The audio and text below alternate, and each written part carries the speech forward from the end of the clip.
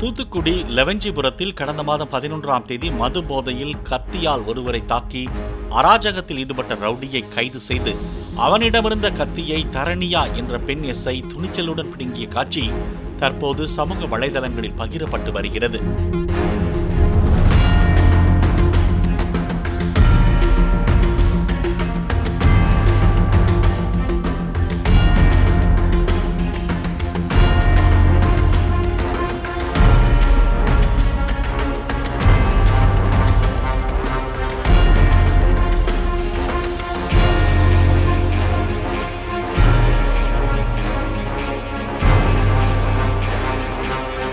Play store மற்றும் app ஸ்டோரில் இருந்து பாலிமர் செயலியை QR கோடு மூலம் பதிவிறக்கம் செய்யுங்கள். செய்திகளை உடனுக்குடன் பெறுங்கள்.